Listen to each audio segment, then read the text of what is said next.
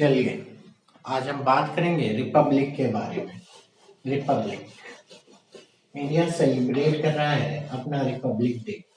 इसी के बारे में हम जानने की कोशिश करेंगे कि रिपब्लिक होता क्या है, कहती क्यों, किसे कहते हैं रिपब्लिक।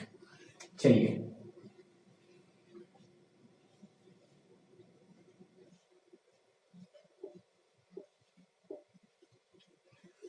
हम में से काफी सारे लोग सेलिब्रेट करते हैं इंडिपेंडेंस डे,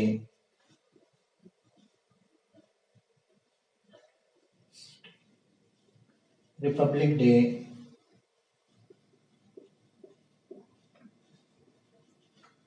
लेकिन एक्चुअल में हम इसका मीनिंग समझते नहीं है कि आखिर ये रिपब्लिक डे होता क्या है। केवल 26 जनवरी 1950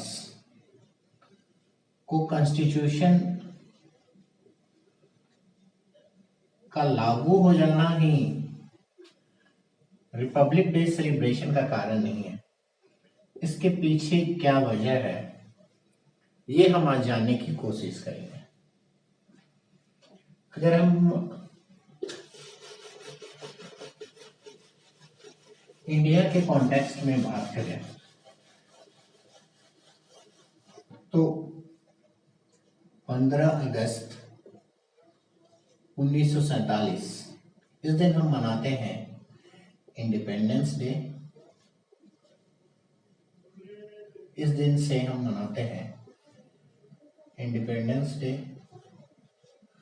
उसके बाद से हर साल 15 अगस्त को हम इंडिपेंडेंस डे मनाते हैं और 26 जनवरी को हम मनाते हैं रिपब्लिक डे।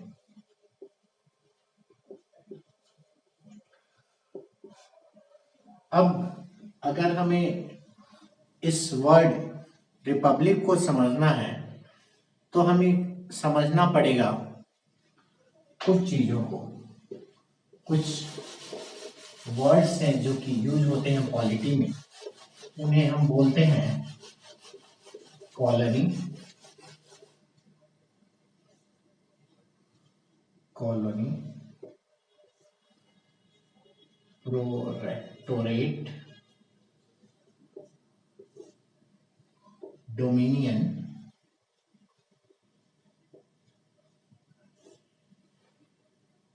And sovereign.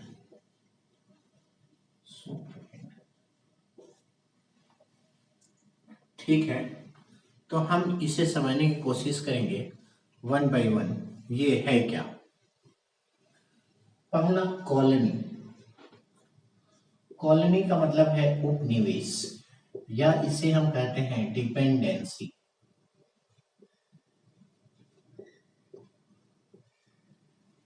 इसका मतलब है एक शक्तिशाली देश है ए और एक कमजोर देश है बी। इसने इस पे अपना अधिकार कर लिया और इसके जो मोस्ट ऑफ द अफेयर्स हैं वो कौन कंट्रोल करता है? ए कंट्रोल करता है। मतलब इस पे पूरा अधिकार जो है वो किसका है? ए का। बी एक कमजोर देश है। इस टाइप के व्यवस्था को हम क्या बोलते हैं? कॉलोनी या उपनिवेशवाद या डिपेंडेंसी। जैसे इंडिया, यूएसए और भी ब्रिटिशर्स के काफी सारे उपनिवेश थे। ठीक है। प्रोटेक्टोरेट का मतलब होता है संरक्षणात्मक वाद। इसमें क्या है? एक कंट्री है ए, एक कंट्री है बी, और इसमें क्या है? इसके कुछ अफेयर्स, इसके पास, बी के पास रिसोर्सेज की कमी है, इसके पास संसाधन कम है, तो बी इनसे मदद मांगता है। और ए कुछ अफेयर्स जैसे हो गया डिफेंस, एक्सटर्नल अफेयर्स वगैरह वगैरह, इसकी मदद करता है। एक संरचनात्मक स्थिति है यहाँ पे। यहाँ पे सोवेनिटी नहीं है, यहाँ पे जो वर्ड आता है वो है सुजनिटी। सोवरेन नहीं है। ऐसा था सिक्किम के साथ। 1975 में सिक्किम को आजाद किया गया, उसके पहले ये प्रोरेक्टोरेट था इंडिया का सिक्किम। उसके बाद आता है डोमिनियन। डोमिनियन का मतलब है नाम मात्र का शासक। एक ए है, एक बी है, एक शक्तिशाली है, बी वीक है। अब क्या होता है, यहाँ पे बी कंट्री में रिवॉल्ट हो जाता है और ये ए के खिलाफ रिवॉल्ट कर देते हैं एंड दे वांट इंडिपेंडेंस। तो ए रेडी हो जाता है इंडिपेंडेंस देने के लिए, लेकिन बोलता है कि हेड ऑफ द स्टेट जो है वो ए का ही रहेगा, नाम मात्र का ही शासक होगा। बी की अपनी सरकार होगी, अपने अफेयर्स होंगे, सब कुछ अपना होगा, लेकिन नाम जो है हेड ऑफ द स्टेट जो है वो ए का होगा। ये होता है डोमिनियन स्टेटस। अगर हम बात करें ऑगस्ट ऑफर की, अगर इंडियन कॉन्टेक्स्ट में बात करें, अगस्त ऑफर की अगर हम बात करें 1940 में लॉर्ड लिलिथगो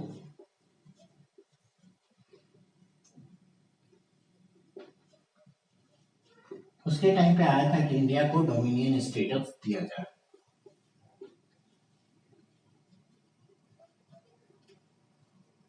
डोमिनियन स्टेटस दिया जाएगा, लेकिन इसको रिजेक्ट कर दिया गया था। हालांकि मुस्लिम लीग ने इसको एक्सेप्ट किया था, लेकिन कांग्रेस ने इसे रिजेक्ट कर दिया था कि हमें तो चाहिए पूर्ण स्वराज। सोवरेन, सोवरेन का मतलब है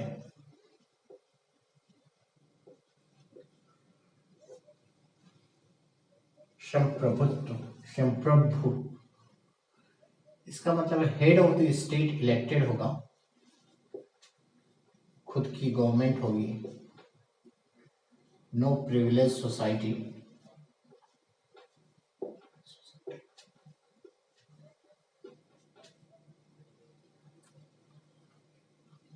all post open for all. हालांकि नीचे कुछ आरक्षण वगैरह ऑप्रेस्ड क्लास के लिए, caste like SC ST OBC इनके लिए आरक्षण वगैरह होगा, बाकी इक्वल अपॉर्चुनिटीज होगी सबके लिए। किसी प्रकार का कोई प्रिविलेज नहीं होगा, हेड ऑफ स्टेट इलेक्टेड होगा और कोई भी फिल कर सकता है, कोई भी पोस्ट ओपन होगा सभी के लिए, ओपन टू ऑल। ठीक है, अब ये तो बात हो गई सोवरेन हम किसे कहते हैं, उसका अपना अपनी सरकार होगी, अपने निर्णय होंगे, अपने अफेयर्स वगैरह होंगे, वो वही डिसाइड करेगा कि उसे क्या करना है क्या नहीं करना है। अब हम बात करेंगे तो समझिए हम, जब भारत एक सोवरेन कंट्री है, क्यों? क्योंकि इस पे किसी दूसरे का अधिकार नहीं है। यहाँ पे हेड ऑफ द स्टेट जो है प्रेसिडेंट, वो इलेक्टेड होते हैं, हालांकि डायरेक्टली इलेक्ट किए जाते हैं by the members of legislative assembly and Lok Sabha.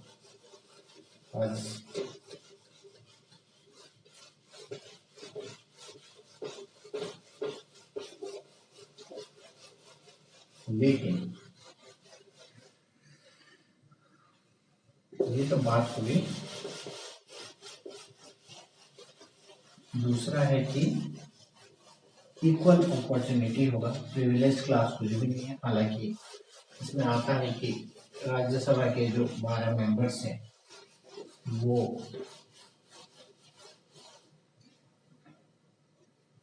क्या होते हैं, नॉमिनेटेड होते हैं, बट ये उतने तरह वाली बात नहीं है क्योंकि they are expert in different field. Exemplary contribution होता है इनका डिफरेंट फील्ड्स में। सभी पोस्ट सभी के लिए ओपन होते हैं, एक्सेप्ट किसी कुछ कंडीशंस में कुछ पोस्ट रिजर्व होते हैं as per the specific requirement. However, all posts are open for all and the reservation is for oppressed class like SC, ST and OBC. ये जो हम बात कर रहे हैं सोवरेनिटी की, ये बेसिकली हम थ्योरेटिकल बात कर रहे हैं, बट रियल में हम सोवरेन हैं इसके बारे में हम चर्चा बाद में करते हैं। पहले हम देख लेते हैं 26 जनवरी को मनाते हैं रिपब्लिक डे। इसके लिए हमें पीछे जाना पड़ेगा 1929 लाहौर सेशन ऑफ कांग्रेस।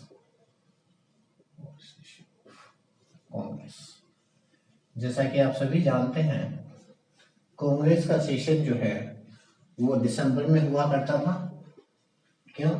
क्योंकि 28 दिसंबर 1885 को इसकी स्थापना हुई थी। उसके बाद ये हर साल दिसंबर में इनका सेशन होता था। 1929 में कांग्रेस का सेशन हो रहा था लाहौर में। 31 दिसंबर 1929 को पंडित जवाहरलाल नेहरू ने कहा कि हमें पूर्ण स्वराज चाहिए और हम स्वतंत्रता जो है वो 26 जनवरी 1930 तक ले लेंगे। और 26 जनवरी 1930 को रावी नदी के तट पर on the bank of river Ravi Indian flag was hosted.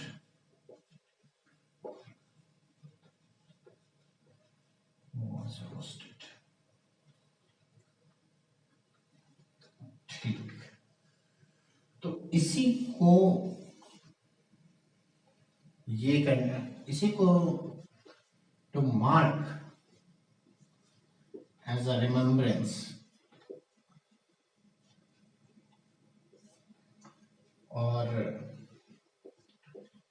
इस डे को स्पेशल बनाने के लिए हम 26 जनवरी को रिपब्लिक डे सेलिब्रेट करते हैं।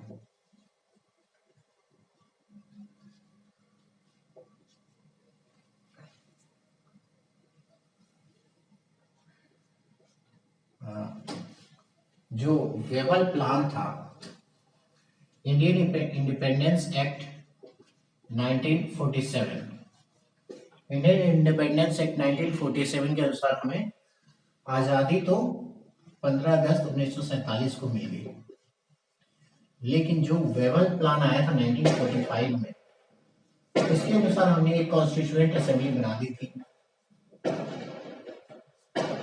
और ये कॉन्स्टिट्यूएंट असेंबली जो था ये क्या कर रहा था, एक कॉन्स्टिट्यूशन तैयार कर रहा था। ये सबसे पहले जो कॉन्स्टिट्यूएंट असेंबली है ये फ्रेम कब हुआ था, 6 दिसंबर 1946 और फर्स्ट टाइम ये मिला था 9 दिसंबर 1946 को।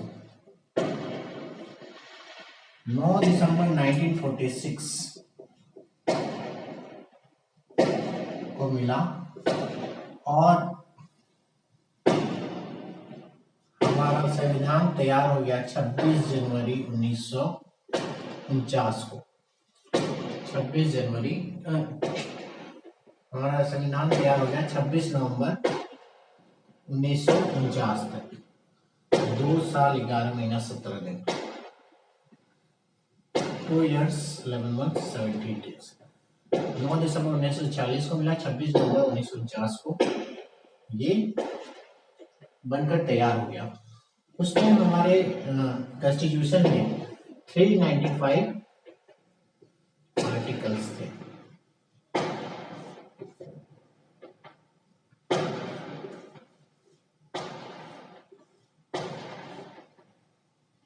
जो सेकेंड लास्ट आर्टिकल था, दैट इज आर्टिकल 394, उसमें लिखा हुआ था कि जो कॉन्स्टिट्यूशन है ये इम्प्लीमेंट हो जाएगा कब से? 26 जनवरी 1950 से। 26 जनवरी 1950 से।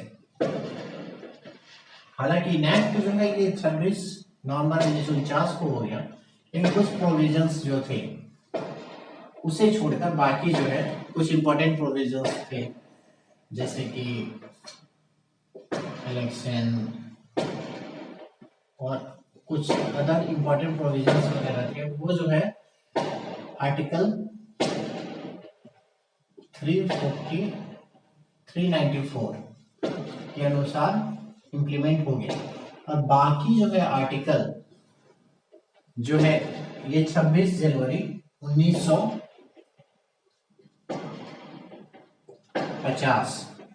इस दिन इनैक्ट हुए। और ये जो आर्टिकल 395 था, जो हमारी स्वाधीनता मिली थी 15 अगस्त 1947 को, और जो कॉन्स्टिट्यूशन बनने में टाइम लगा, दैट वाज 26 नवंबर 1949। इसके बीच का जो टाइम था, इस टाइम जो है हमारा रूल्स एंड रेगुलेशन जो चला, जो अफेयर्स ऑफ द कंट्री थे वो कैसे चले? They were governed by Indian independence act 1947 and 1935, government of India act 1935।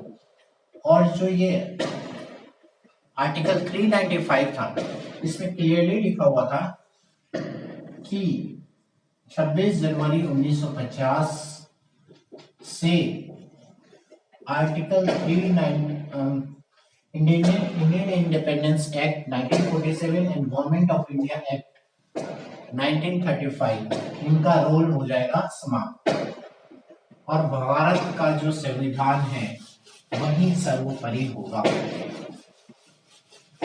इस तरह 26 जनवरी 1950 को हम रिपब्लिक हो गए।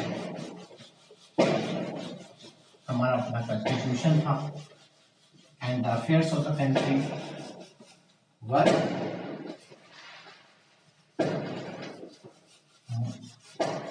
Governed bye constitution. उसके बाद हमारे यहाँ चुनाव हुए, डॉक्टर राजेंद्र प्रसाद, पहले तो बहुत साल for 2 years he was interim president, और उसके बाद up to 1962 वो प्रेसिडेंट रहे।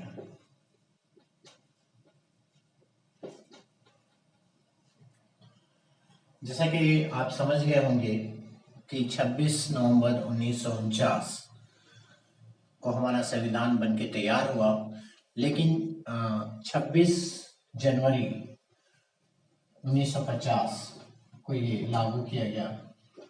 इसके पीछे वही लाहौर अधिवेशन था, और वो एक respect, a tribute to the national leaders who dreamt of Indian independence.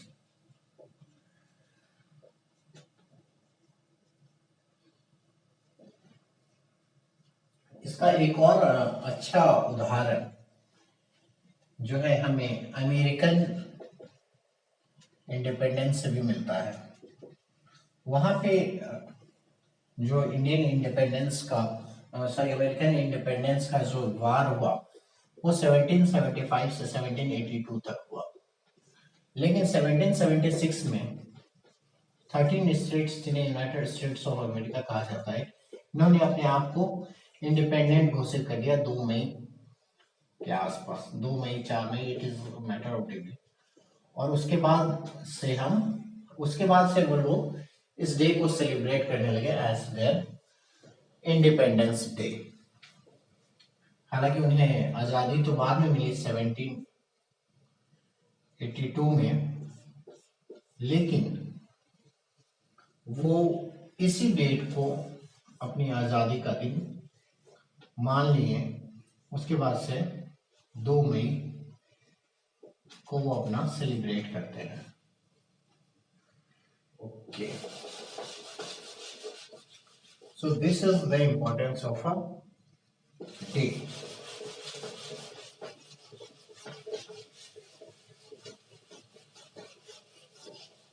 जैसा कि हमने समझा सोवरेन के बारे में, सोवरेनिटी के बारे में, इसमें क्या होता है, हेड ऑफ स्टेट इलेक्टेड होता है, कोई प्रिविलेज क्लास नहीं होता, और every post every one is eligible. लेकिन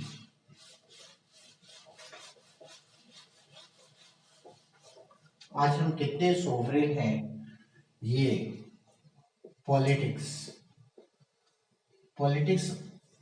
अगर हम मोस्ट ऑफ द स्टेट्स की बात करें, मोस्ट ऑफ द स्टेट्स, या हम डिफरेंट प्राइम मिनिस्टर की बात करें, they belong to a particular family, clan.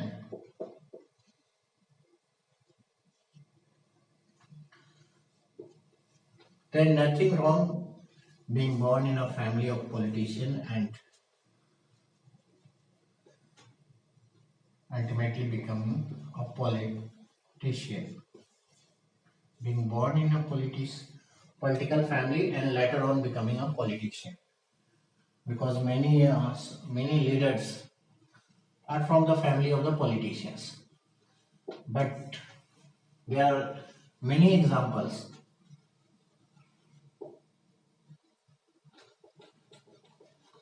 who held different posts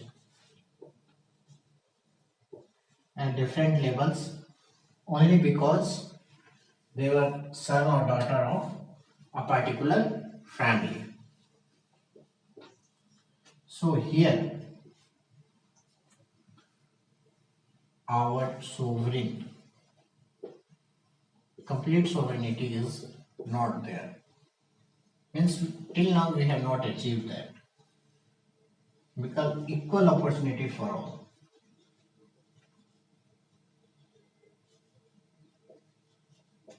But some are treated privileged. Similar is the case with judiciary.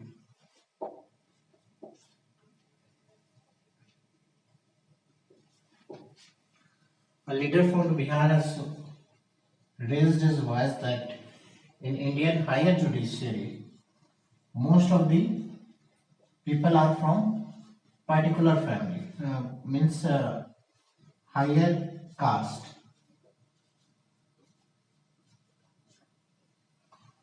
Or they are son or daughters of either retired judges or the renowned advocates of India. And there is a very minor representation of women in Indian higher judiciary. Even SC, ST and OBC, their representation is very minor in higher judiciary. In lower judiciary you can see because of reservation and all, but in higher judiciary it is not so. For some part, collegium system is also responsible. India is the only country where judges select judges. This is the only country in the world. Then society. If we talk about the society, Indian society is divided into different castes. Some castes are treated higher, some are treated lower. And it is so dominant that till now we have not come out of it, despite all efforts.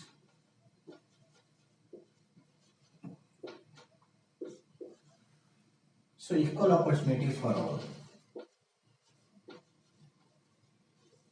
This should not be by the government, but it should be the mindset. So in real sense, in judiciary, politics, society, we have not yet gained sovereignty. But theoretically we have gained. Theoretically means our head of state is elected by voting by the people, equal opportunity for all, no privileged class. No privileged class. So this is basically a transition. We are far, we have achieved